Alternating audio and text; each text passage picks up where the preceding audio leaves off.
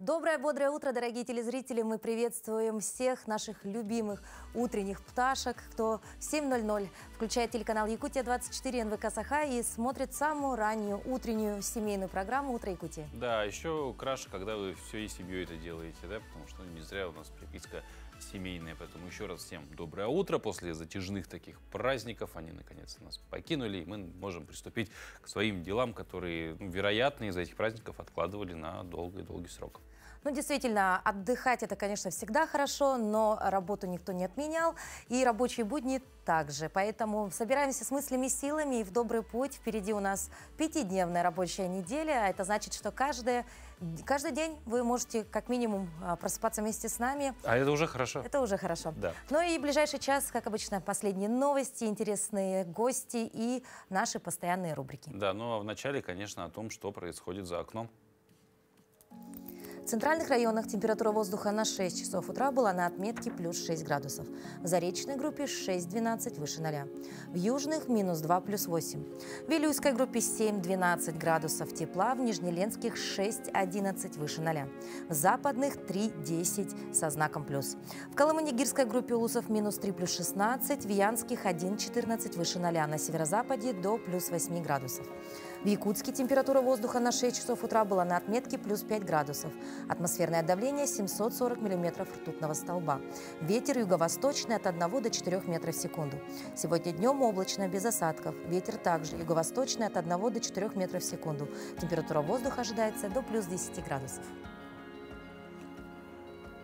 Ну а пока мы все спали, обычно в понедельник, да, мы под такой графой рассказываем о каких-то событиях. Вот Алроса добыла самый крупный в России алмаз ювелирного качества. Кристалл весом больше 468 карат извлекли в Якутии.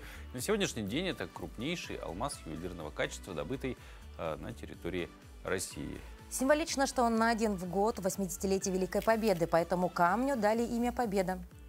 Вот. Ну а тем временем в Китае пошли еще глубже, извиняемся за каламбур, да, но глубже в вопросе изучения недр. Они готовят к экспедиции уникальный исследовательский корабль Мэнкянг, который первым в мире пробурит мантию Земли. Буровая установка на борту способна достичь глубины 11 тысяч метров ниже уровня моря, откуда планируется взять образцы для изучения тектоники плит, состава и процессов формирования мантии.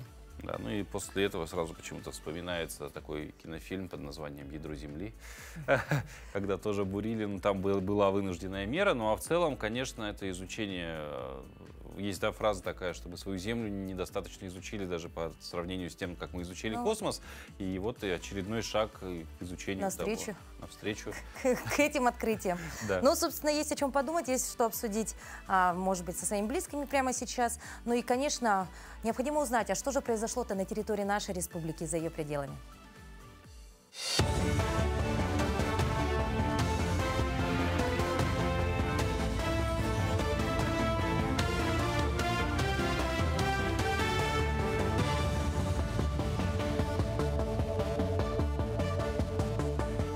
Доброе утро, телезрители! С вами Марфирина Алексеева. Я расскажу о самых заметных событиях этого утра. Интернизация нового Папы Римского состоится 18 мая. Место пройдет на площади Святого Петра в Ватикане. Новым понтификом буквально был избран американец Роберто Прево. Это первый в истории папа из США. 69-летний кардинал взял себе имя Лев XIV. Нынешний папа в какой-то степени считается продолжителем социальной политики Франциска. Он не случайно взял имя Лев. Лев XIII – это папа римский, который был в конце X века до начала 20-го. Он правил 25 лет и умер, когда ему было уже за 90 лет. Льгота круглый год. Скидка 50% для школьников на проезд в поездах станет постоянной. Детский тариф начал действовать с 11 мая. Билеты для детей от 10 до 18 лет на проезд ЖД-транспортом внутри страны подешевеют вдвое. Скидка распространится на билеты в общих, плацкартных и купейных вагонах, в поездах дальнего следования всех категорий, за исключением скоростных. Удешевление стоимости проезда по железной дороге стало доступным за счет государственного субсидирования. Выпадающие доходы перевозчикам возместят из федерального бюджета. Паромную переправу Якутск-Нижний Бестях откроют в 20-х числах мая. Об этом рассказал руководитель парома Якутии Николай Ефимов. По его словам, в 2023 году паромы по маршруту Якутск-Нижний Бестях начали курсировать с 22 мая. В прошлом с 26 мая. В этом году гидрологи обещают вскрытие реки у Якутска немного раньше сроков. Как только лед пройдет, паромы начнут работу. Общественные бани в Алмазном запустят в работу, а в Сюльдикаре построят гаражный бокс для техники. Об этом на ежегодном отчете рассказал глава Мирнинского района Александр Басыров. В список основных задач на 2025 год вошел ремонт участка дороги к поселку Новый, увеличение количества заинтересованных спортом жителей до 55%, проведение всероссийских соревнований по боксу и поддержка участников СВО и их семей. Проделанную работу за прошлый год депутаты оценили положительно. Это асфальтирование дороги до Алмазного, участки в Чернышевском и Светлом, строительство второго корпуса первой школы Мирного и спортзала для политехнического лицея. Основными целевыми задачами у нас все-таки являются те проекты, те направления, которые обозначены в указе главы республики по развитию Мирнинского района. К сожалению, по ряду причин у нас до сих пор продолжается строительство Дворца детства и строительство дома для работников бюджетной сферы. Данные вопросы, они находятся на постоянном контроле. Знаменитый якутский эпос «Нюргун-Ботор» показали в Крыму. Киноверсию якутской оперы Государственного театра оперы и балета представили в Ялте, Симферополе, Севастополе, Донецке и Докучаевске. Крымчане отметили, что якутский жанр достоин мирового признания. Не только зрители, но и деятели культуры высоко оценили спектакль, отметив режиссуру, вокальные партии, работу оркестра и исполнителей. И сегодня на эту прекраснейшую тему мы поговорим с нашими утренними гостями. Это директор Государственного театра оперы и балета Владислав Левочкин и солист театра Александр Мильянов. Доброе утро. Доброе утро. Ну, Владислав Валерьевич, первый вопрос. Вообще, что за проект, да, в рамках какого проекта? Мы знаем, что называется он «Я плюс я». В чем его суть? «Я плюс я» — это Якутск плюс Ялта. И это соединение сердец. То есть, ну, собственно, проект имеет миссию образовательную, культурную. И наша задача познакомить жителей Крымской республики. Мы также заезжали в Донецкую республику с особенностями нашей национальной культуры. И, конечно же, вот эти новые присоединившиеся регионы очень интересуют, каким образом вот мы смогли в нашей республике развивать профессиональное искусство на основе национальной культуры и, собственно, вот культурные креативные индустрии, которые появились и активно развиваются. И мы решили представить вот в форме киноверсии наш национальный эпос, который у нас возведен в жанр профессионального оперного искусства. А сколько всего вообще показов прошло в рамках проекта? Да, у нас прошло 5 показов, и это были не только показы, были также мастер-классы, были встречи, были обсуждения и лекции еще мы читали. Собственно, вот мы выезжали небольшой группой, вот наш театр представляли я и Александр Емельянов, наш народный артист, и также с нами выезжала директор музея музыки и фольклора Якутии Мария Корнилова. Она представила коллекцию музыкальных инструментов и даже внесла такой дар музеям Крымской республики. Александр, расскажите о ваших впечатлениях и вообще вот как считаете, основная и главная цель и миссия этого проекта? Самые лучшие воспоминания.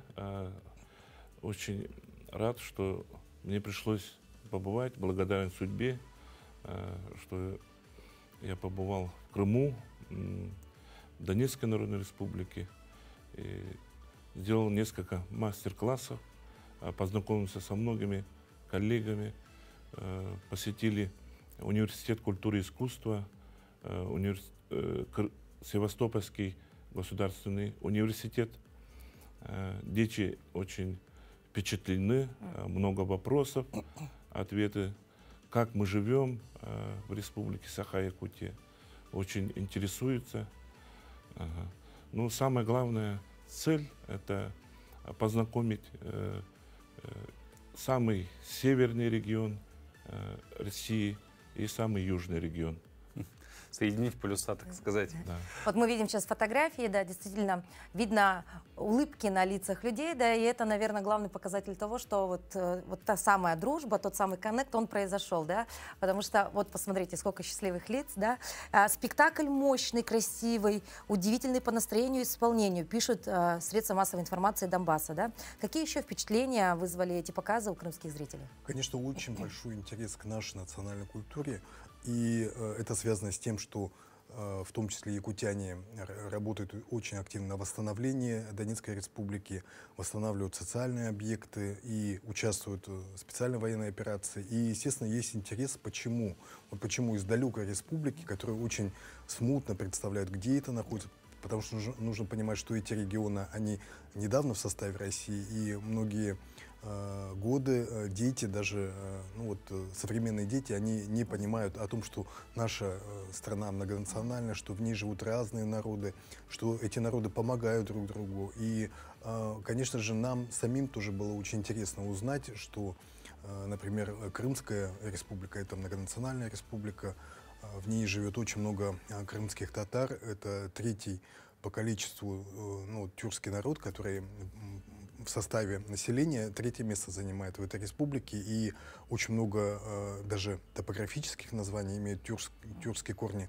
Мы нашли очень много каких-то совпадений, которые сложно было найти, и в том числе в наших собственных судьбах. Потому что действительно Россия очень огромная, очень разная, и в то же время нас очень многое объединяет, общая история. И непосредственно наш якутский народ очень активно принимал участие всегда в судьбе Крыма. Об этом мы тоже свидетельства определенно нашли, и хотим об этом сейчас уже рассказать в Якутии. То есть можно такой какую-то завесу тайну преподнести, что за свидетельство? Начиная даже от исторически, как Крым образовался, поскольку Крым — это территория, которая имеет очень древнюю историю, и там есть слои действительно влияния там и греческого, и Османской империи, и, допустим, вот тюркские корни нас очень заинтересовали. Там есть, оказывается, город Саки. Саки, то есть это как раз-таки...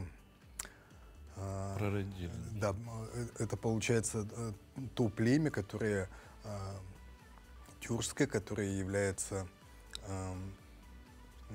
именно... Родоначальница тюркских... не родоначальница, но именно есть взаимосвязи, которые связывают название Саха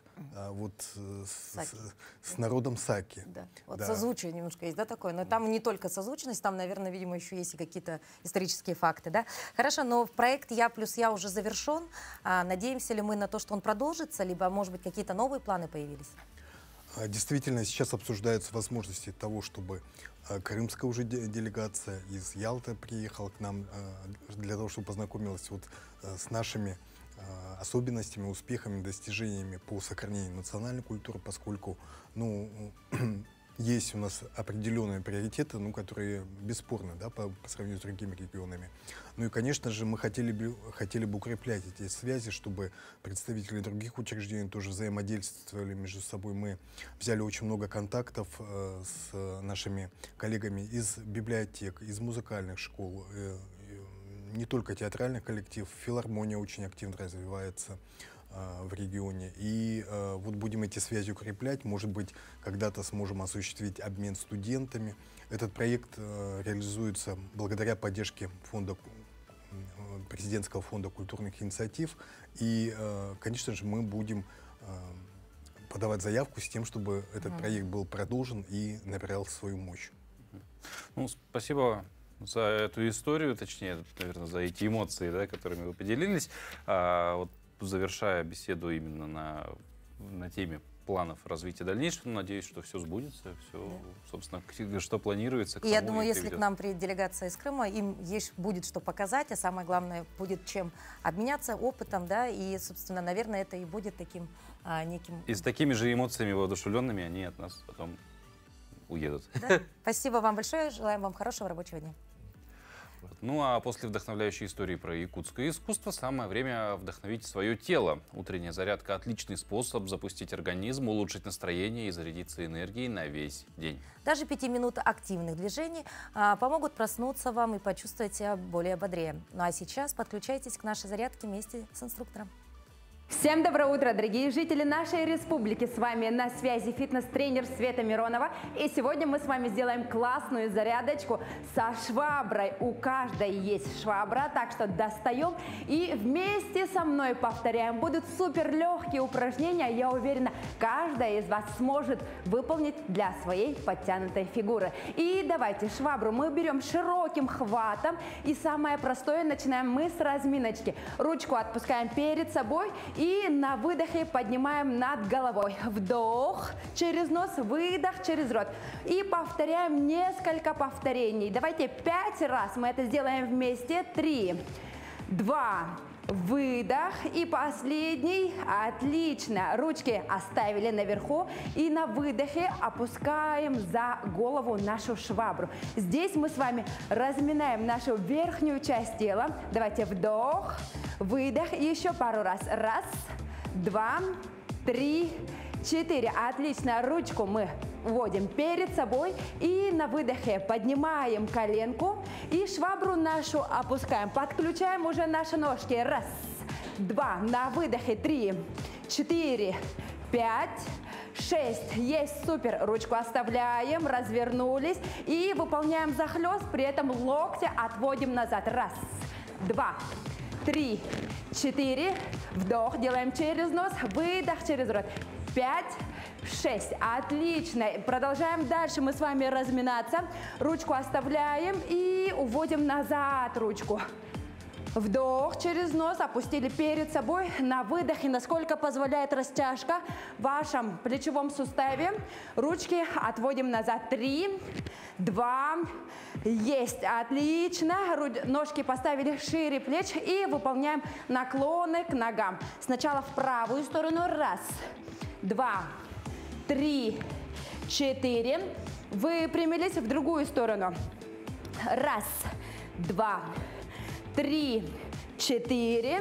Отлично. И немножко добавим сейчас прыжков. Ножки отводим в стороны. В прыжке прыгаем нежно и ручки перед собой выпрямляем.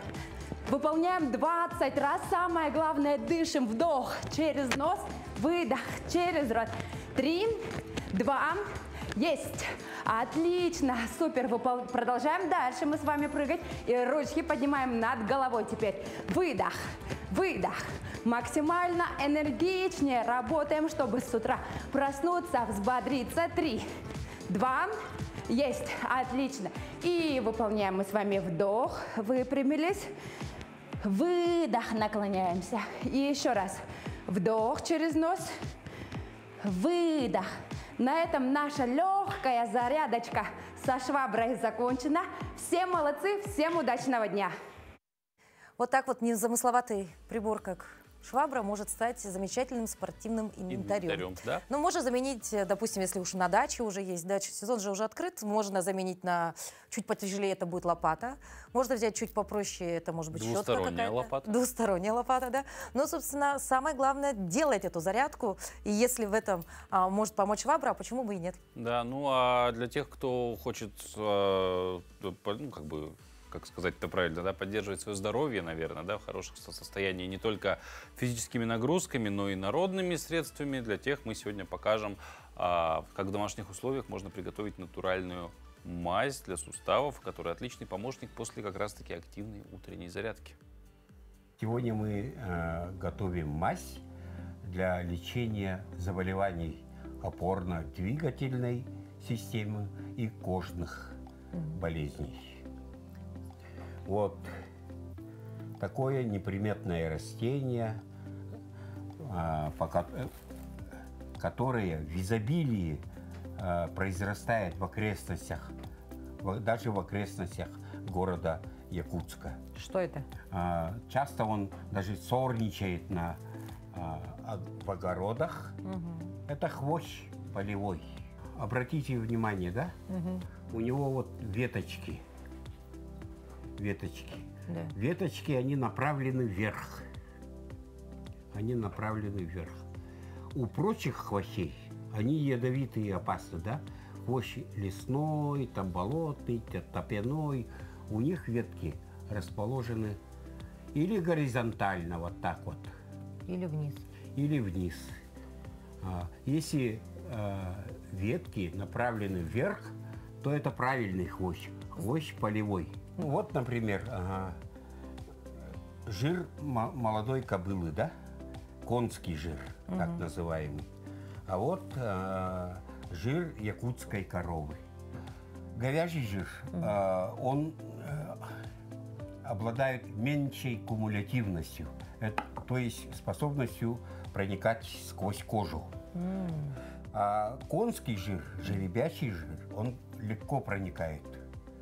Поэтому жеребячий конский жир, мази на их основе, да, используются при заболеваниях суставов, позвоночника, артриты, артрозы, ревматизмы, люмбаго и так далее. На основе говяжьего жира мы можем готовить масла для лечения кожных заболеваний. Псориазы, То, что на поверхности. Псориазы, дерматиты, экземы всевозможные. Для плавления животного жира печка или плитка должна быть на медленном огне. На медленном огне мы должны плавить. Когда быстро мы плавим, да, на сильном огне происходит то самое закисление, да, могут образовываться даже свободные радикалы, Даже так, да? вредные вещества. Поэтому огонь, будь то на печке, на газовой плитке, должен быть минимальный. Пропорция такая, пропорция 1:3, 1:5 должно быть тому жиру, с которым мы смешиваем. Потом нажимаем, измельчаем.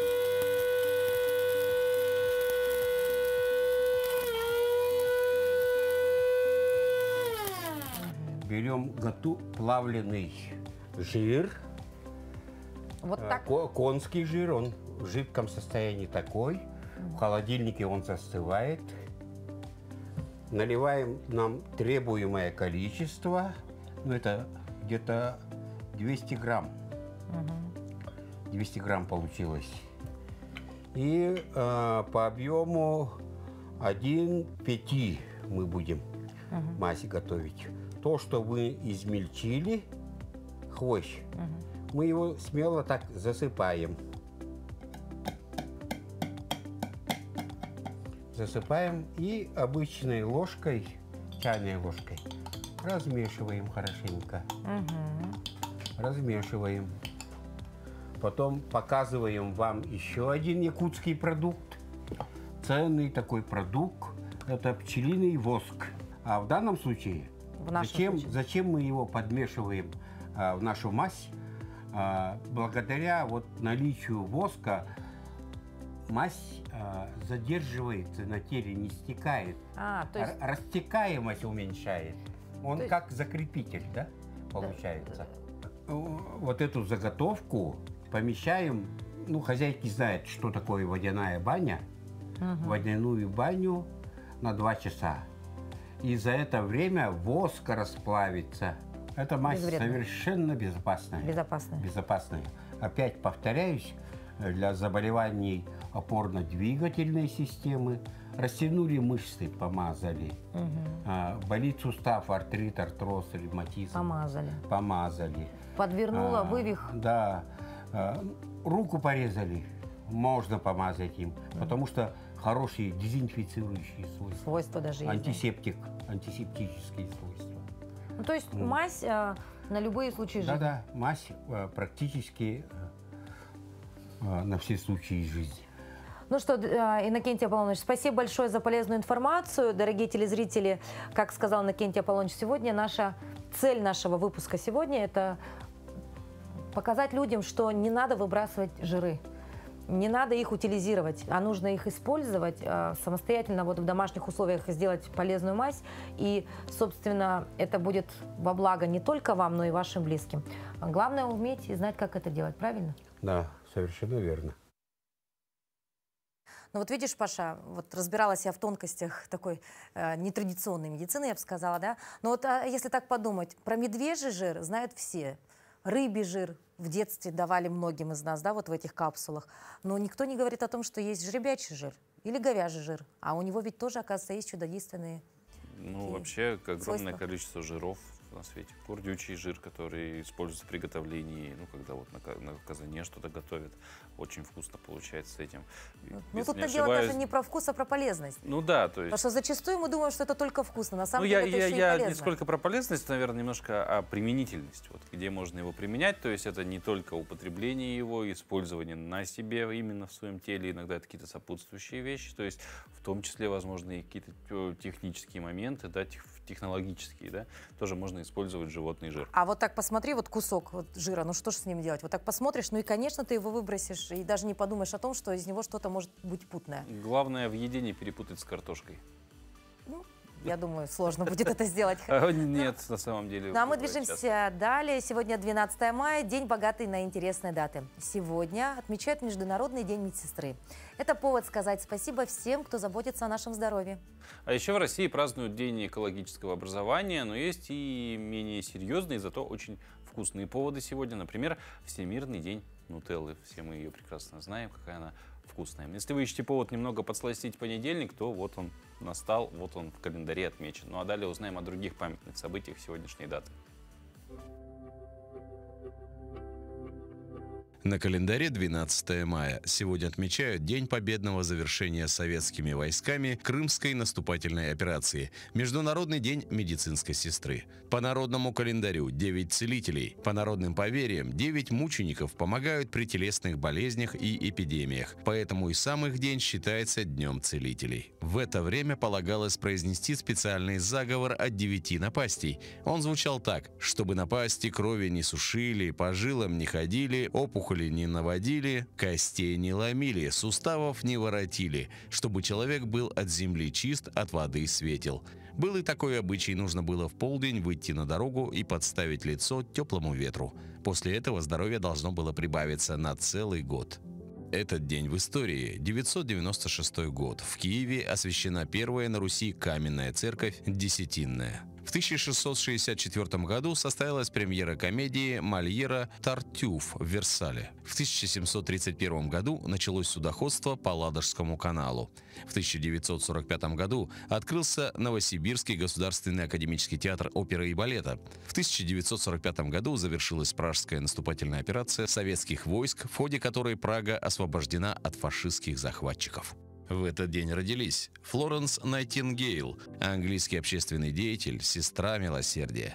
Карл Шуман, немецкий спортсмен, 4-кратный олимпийский чемпион.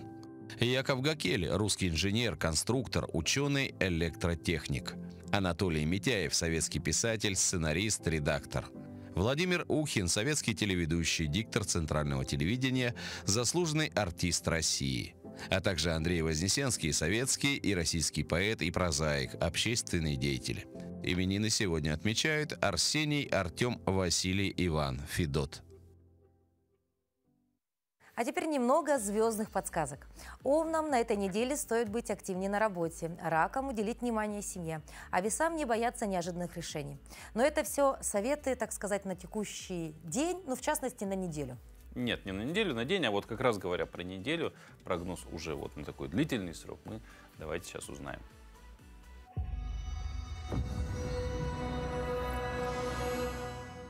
Овны. Середина недели потребует внимания к финансам, особенно 15 мая, когда возможны спонтанные траты. А вот конец недели может принести эмоциональный взрыв. Вы внезапно поймете, кто вам по-настоящему дорог, а кто создает вокруг вас ненужный шум. Совет от звезд. Прислушайтесь к своим желаниям. Это поможет вам четче сформулировать текущие цели и убрать с горизонта лишнее. Тельцы, неделя несет вам энергию, которой так не хватало. Солнце в вашем знаке, и вы, наконец, начинаете действовать. У вас просыпается уверенность, и это видно даже по походке. Но будьте бдительны, к концу недели Венера с Ураном могут ввергнуть вас в авантюру или обострить желание полной и безоговорочной свободы. Не исключено, что вам внезапно захочется вывернуть привычный уклад наизнанку. Близнецы, ваша неделя как прогулка по туманному саду. Много внутренней работы, мало ясности. Вы что-то чувствуете, но пока не разобрались в своих чувствах. Меркурий входит в Тельца и притормаживает ваш легкий бег мыслей. Теперь вам придется не только думать, но и чувствовать плотность каждого решения. Это хорошее время для работы с подсознанием, снами, вашими сокровенными желаниями. Не пугайтесь внезапных воспоминаний, это ваше прошлое просит быть услышанным. Раки, на этой неделе важно понять, с кем вы по-настоящему. Меркурий включает тему дружбы и планов на будущее, и вам придется задать себе вопрос: вы живете своей мечтой или поддерживаете чужую? Возможно, кто-то из старых знакомых даст неожиданную подсказку. К выходным чувственность и эмоции дадут себе волю, и, перестав сдерживаться, раки рискуют молниеносно и бесповоротно влюбиться. А те, кто уже влюблен, могут почувствовать непреодолимое желание выхода из привычного. Львы, вы снова на сцене или вот-вот на ней окажетесь. На этой неделе активизируются все сферы вашей жизни, включая карьерный рост, достижения и репутацию. А это значит, пришло время действовать. Середина недели принесет важные разговоры о будущем. Будьте сосредоточены, внимательно формулируйте свои запросы. Ведь есть вероятность того, что к выходным вы кардинально все поменяете. И что все, к чему вы шли, больше вам не нужно. И это совершенно нормально. Ведь звезды только приветствуют трансформацию. Девы, вы снова жаждете знаний, путешествий и вдохновения. Эта неделя хороша для того, чтобы выбрать новое направление, буквально или метафорически. Меркурий даст возможность погрузиться в практичные планы, найти подходящую школу, маршрут или просто книги, которая изменит ваше мышление. Не исключены встречи с людьми издалека. К выходным странная тяга к экспериментам, к нарушению собственных правил. Попробуйте, только не теряйте себя. Весы, вы входите в зону трансформации. Это неделя не поверхностных разговоров, а настоящих душевных переворотов. Вам предстоит скинуть старую кожу, будь то закоренелые привычки, изжившие отношения или чувства, о которых никто не знает. Не бойтесь, за этим следует освобождение. В финансовом плане будьте аккуратнее, возможны непредвиденные расходы. В любви или вспышка, или прозрение, особенно в выходные Уран и Венера не терпят лжи и рутины. Скорпионы. Все вокруг становятся зеркалами. Каждый диалог, каждый взгляд как будто указывает на что-то в вас самих. Особенно партнерские отношения выйдут на первый план. Где-то станет ясно, кто ваш союзник, а кто лишь создает эту видимость. Возможны резкие, но честные разговоры. Не исключено, что кто-то предложит тебе шаг в неизведанное. Будь готов, но не торопись. В любви возможны как озарения, так и провокации. Стрельцы, вы на неделе заботы о теле, о доме, о своих обязанностях. Могут навалиться рутина и необходимость разгрести накопившееся, но это не наказание, а шанс упорядочить хаос. Середина недели хороша для работы, а выходные для перезагрузки. Вас может потянуть на неожиданные покупки, перемены в распорядке или капризные желания. Будьте внимательны к себе и своему здоровью. Ваше тело знает, чего вам так не хватает. Козероги, вместо плана вдохновения, вместо четкого маршрута тропинка в закат. Солнце и Меркурий зовут вас творить, любить и вдохновляться. Особенно яркой будет вторая половина недели. Возможны неожиданные встречи, эмоциональные вспышки, возвращение забытых желаний. Рядом дети, муза или человек, от которого невозможно оторваться.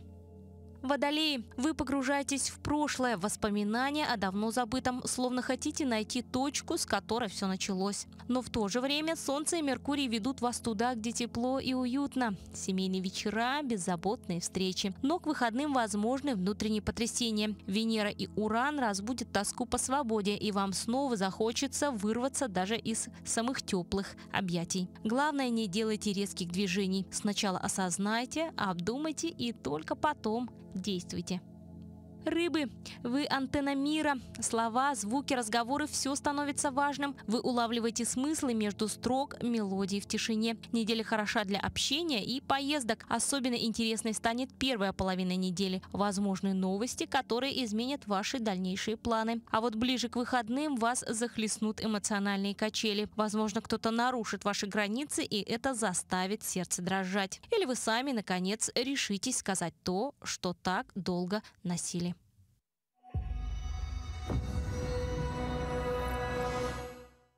Что ж, узнали о грядущем, или, правильнее выразиться, наверное, попытались его спрогнозировать. А теперь вернемся в прошлое и поговорим об истории. Об истории вещей, ведь порой предметы или даже документы могут хранить в себе отражение эпохи и времени. А через это можно ведь рассказать и о человеке, который жил в то время. Далее в рубрике «История вещей» расскажем о документах времен Великой Отечественной войны. Сегодня в рубрике «История вещей» мы поговорим о документах, которые хранятся в фондах Музея истории города Якутска. Эти документы принадлежали Белле Борисовне Альперович. Это квитанции об уплате налогов в период Отечественной войны. Налоги самые разнообразные брали в годы Великой Отечественной войны. И тут вот у нас в витрине представлены это вот налог военный и культурный, и за выпас скота.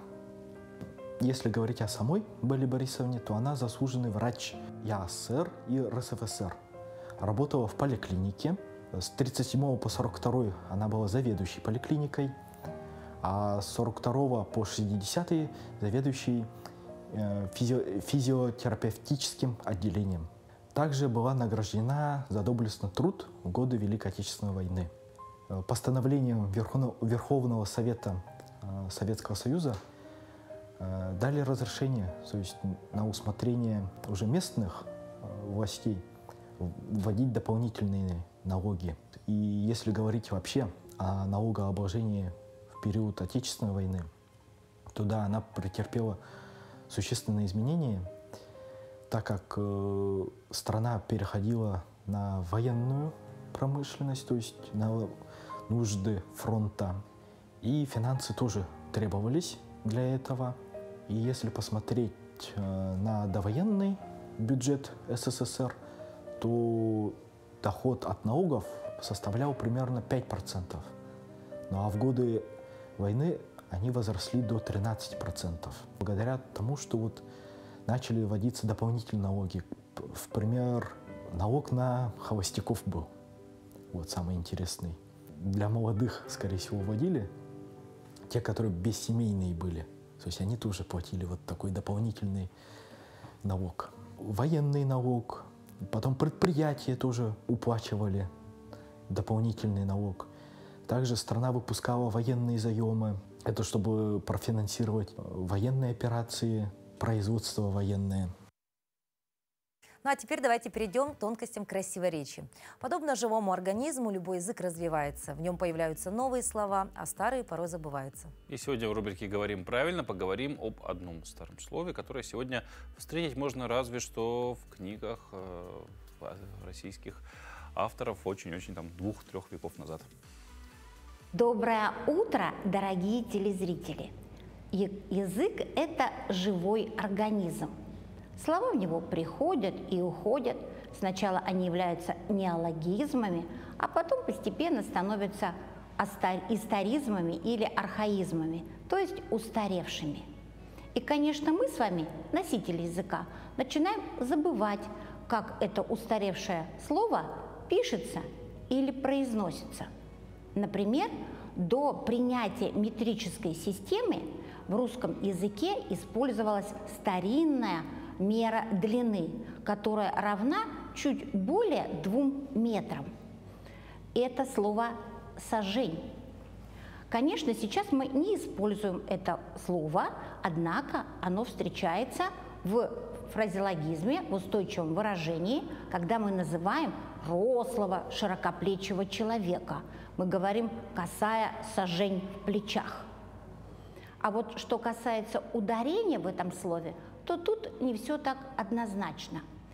Орфоэпический словарь утверждает, что правильно говорить только «сажень», а произношение сажень является неверным, недопустимым.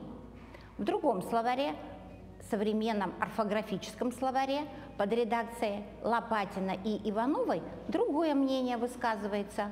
Утверждается, что произношение и сажень, и сажень являются допустимыми, то есть равноправными вариантами. Иными словами, правильного нормативного единого ударения в слове «сажень» и «сажень» нет. Давайте говорить правильно. Всего доброго. Знаешь, вот постоянно рубрика вот, «Говорим правильно», для меня это такое некое открытие, потому что редко вообще задумываешься о том, как нужно говорить правильно, что ты делаешь неправильно, как ты произносишь. И все время, ну я, например, с огромным удовольствием смотрю эту рубрику, потому что действительно век живи, век учись. Да, ну а вообще можно еще, если говорить про речь, она же разнообразна в своей сфере в каждой. И слова какие-то есть специфические, иногда даже интонация какая-то. Вот, кстати, говоря про речь, по ней можно иногда определить, и что с тобой по телефону разговаривают не очень благонадежные люди. Если мы, допустим, говорим про телефонных мошенников, вот часто можно заметить, что настоящие сотрудники каких-то там либо силовых структур, да, либо там банковской сферы, у них какая-то вот такая своя интонационность и так далее. Ну, видимо, заточенные какие-то фразочки. А когда с тобой разговаривает мошенник, он пытается говорить теми же словами, но звучит это, ну, немножко неубедительно, скажем так. Но вообще, в целом, говоря про эту тему, в 2025 году число случаев дистанционного мошенничества в России выросло на 12%. И все чаще злоумышленники используют так называемые глубокие подделки. Это звонят с якобы знакомых номеров или даже разговаривают голосами друзей. Один из приемов: мошенники представляются сотрудниками техподдержки и предлагают установить безопасное приложение, которое на самом деле является такой шпионской программой. Да. А порой под видом представителей силовых структур они могут втянуть вас в настоящую спецоперацию по поимке злоумышленников. Ну а на самом деле это операция по поимке ваших денег. Вот вообще об одном из случаев похищения средств при помощи цифровых технологий расскажем далее.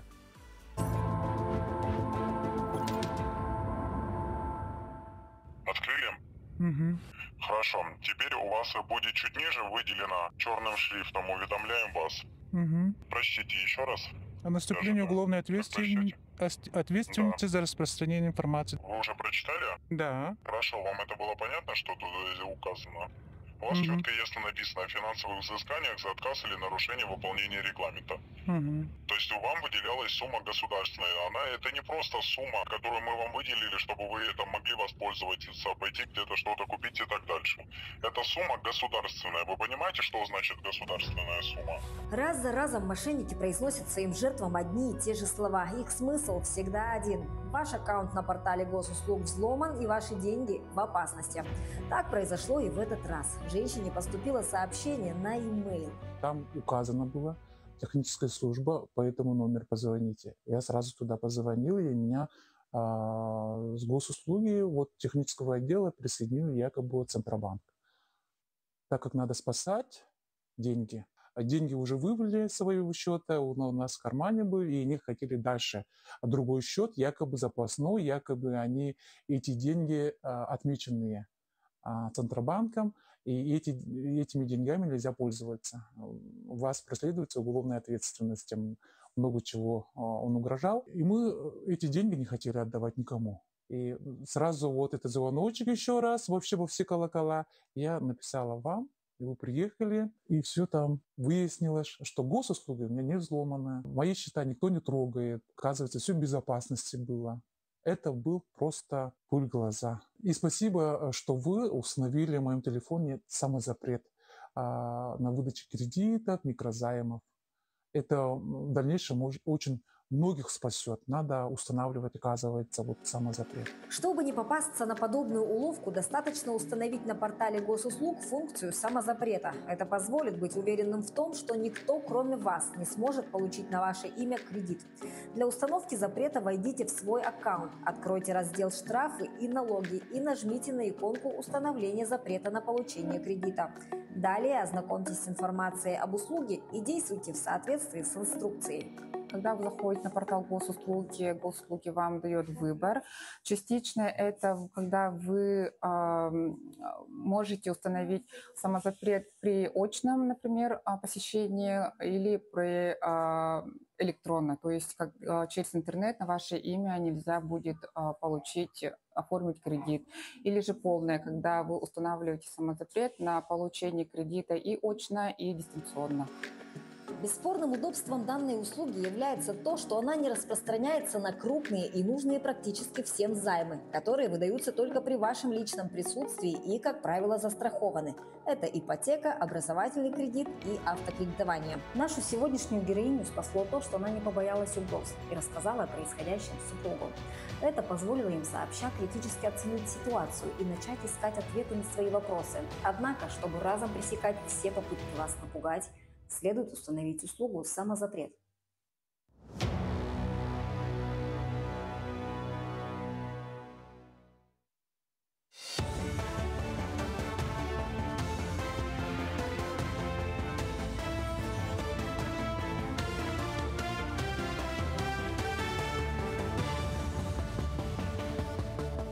Мы продолжаем говорить о самых заметных событиях этого утра. Миллиардер Билл Гейтс объявил о намерении пожертвовать 99% своего состояния на благотворительность. В течение ближайших 20 лет он планирует передать его через фонд Гейтса на спасение и улучшение жизни людей по всему миру. Об этом сооснователь Microsoft рассказал в своем блоге. Билл Гейтс пояснил, что на этот шаг его подтолкнул афоризм предпринимателя Эндрю Карнеги: «Человек, который умирает богатым, умирает позорным». Состояние Гейтса оценивается сейчас в 112 миллиардов долларов. Цены на коммунальные услуги могут вырасти на 10% к концу года и настолько же подорожают в 2026 году, согласно прогнозу Минэкономразвития. Инфляция в сфере услуг ЖКХ в текущем году может составить 9,5%, а в 2026 году 7,7%. В потребительских ценах на продовольственные и другие товары ведомство прогнозирует инфляцию в 4%, а на напитки и табак более 10%. Зампред комитета Госдумы по строительству и ЖКХ Светлана Разворотнева напомнила, что президент поручил до 30 года провести полную модернизацию всей инфраструктуры ЖКХ, которая обойдется примерно в 4,5 триллиона рублей. Служба спасения Якутии призвала охотников воздержаться от выездов на острова во время ледохода. В период прохождения паводка опасность представляет стремительный подъем уровня воды. За короткий промежуток времени острова и возвышенности могут скрыться под водой. Специалисты советуют располагать лагерь на ночевке на Корненом берегу. Не забывать при этом соблюдать правила пожарной безопасности. При этом важно помнить, что до полного очищения водных объектов ото льда открытие навигации и использование в период ледохода лодок запрещено. Индекс шашлыка за год вырос на 9% по России. По данным экспертов Центра стратегических разработок, стоимость шашлыка из свинины, самого популярного среди россиян, в этом году в среднем по стране составила 1646 рублей, что на 4% больше, чем в прошлом году. В Якутии шашлык на компанию из 8 человек обойдется в 2111 рублей, а корзина для пикника – 3724 рубля. Самым популярным мясом остается свинина. А на майский праздник самое главное блюдо, это, конечно, шашлыки. Или что-нибудь там на Казани, шурпа. Со времен Советского Союза, я родом оттуда, потому так же празднуем, как и раньше мы праздновали. 1 мая, маевка. Поели шашлык с удовольствием. Очень вкусный был шашлык. Какое самое главное блюдо на майский праздник? Шашлык. Шашлык. Шашлык любите, ребята? Да. Да, какой вам больше всего нравится, говяжий или свиной? Говяжий. Свиной. Подорожала в стране и окрошка. Средняя стоимость набора ингредиентов выросла за год на 14%. Теперь классическая окрошка обойдется в среднем в 1230 рублей. В прошлом году ценник был чуть более 1000. По данным центра Чек-Индекс, больше всего на индекс окрошки повлиял картофель. Он за год подорожал на 60%. Подешевели в наборе только яйца. Эксперты отмечают, что нынешнее подорожание происходит на фоне роста расходов граждан. Причем растут не только цены, но и вкусы. Россияне все чаще выбирают продукты подороже. Таковыми были новости к этому часу. Всем отличного дня и до встречи в эфире. Мы продолжаем наш утренний эфир. И сегодня в нашей студии яркие представительницы молодого поколения, покорившие столичную сцену. В апреле этого года студенты кафедры театрального искусства Арктического государственного института культуры и искусства стали участниками престижного международного фестиваля студенческих спектаклей «Твой шанс ГИТИС-фест», который прошел в Москве. Это уже не первый успех Якутской театральной школы Агики. В прошлом году зрители тепло приняли спектакль «Песни летящей стрелы», а в этом году их покорил героический эпос «Лики Аланхо». Как якутским студентам удается завоевать любовь столичной публики и какую высокую оценку профессионалов расскажут участницы фестиваля, студентки кафедры театрального искусства Галина Кардашевская и Любовь Третьякова. Доброе утро. Доброе утро. Доброе утро. Москва, ГИТИС-фест. Звучит уже очень так масштабно. Расскажите, что для вас это было? Вообще, какие впечатления и эмоции остались у вас после такого триумфального выступления? Для нас участие в международном фестивале «Твой шанс ГИТИС-фест» стало большим событием. Мы показали наш дипломный спектакль по мотивам якутских героических эпосов «Лики Аланхо». Это были не просто гастроли, это был шанс показать нашу уникальную культуру, традиции на такой важной сцене. Хотелось бы выразить благодарность нашим преподавателям, режиссеру Марковой Марии Маркеловне, художественному руководителю курса профессору Андрею Савичу Борисову, педагогу по таюк профессору Степаниде Ильиничне Борисовой, педагогу по актерскому мастерству Мучиной Александре Гавриловне, педагогу по сценической речи Бузмаковой Алле Витальевне, художнику Доре Айко Васильевне и, конечно же, нашему ректору института Сарглане Семеновне Игнатьевой. Вот такие благодарные у нас девочки, да? То есть даже не запнулась нигде. А что, так сложно произносить имена всех преподавателей, потому что волнуешься, а тут, видишь, сценическая речь. Ну, ты как бы, конечно, ну, все-таки такое масштабное событие, и на него попасть, если кто-то помогал в этом, мне кажется, ты таких людей никогда не забудешь. Вообще, «Лики Аланхо» — спектакль, посвященный 80-летию Победы, и тут, да, немножко, может быть, вопрос, да, какая связь между якутским эпосом и, собственно, памятью о войне? Как через образы девушек-воительниц можно вот как-то донести эту связь? Знаете, мы же говорим не просто о памяти о каких-то великих сражениях, мы говорим о памяти о силе духа, стойкости и самопожертвовании. А эпос о девушках-воительницах как раз-таки воспевает силу, стойкость, желание защищать свой мир от набегов богатырей Нижнего мира. Это, если хотите, метафора о несокрушимости силы народа. Да, я бы здесь еще добавила, что здесь речь идет о борьбе добра и зла, света и тьмы. И то, что эта тема актуальна и понятна каждому. И то, что наш спектакль так тепло приняли в Москве, еще раз доказывает, что она понятна и доступна зрителям. Да. Ну а вообще ГИТИС-фест — это такой калейдоскоп театральных школ со всего мира, да. И мы знаем, вот сейчас видим фотографии, да, что помимо якутской культуры были представлены различные традиции, допустим, Бразилии, Белоруссии, Казахстана, Китая, Индии. Вот было ли просто любопытным опытом это, или же все-таки толчок к переосмыслению собственного творчества? Знаете, я считаю, что столкновение с культурой, оно всегда дает рост и развитие.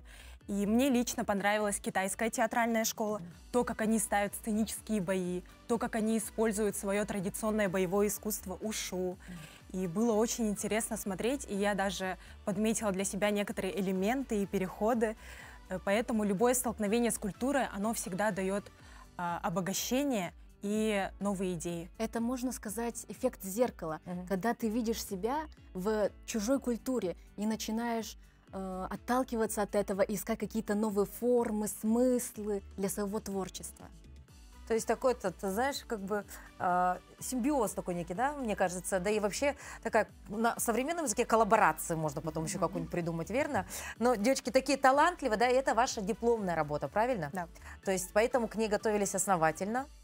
Ну и, соответственно, наверное, диплом уже, можно сказать, защитили. Да? Или нет, еще будет.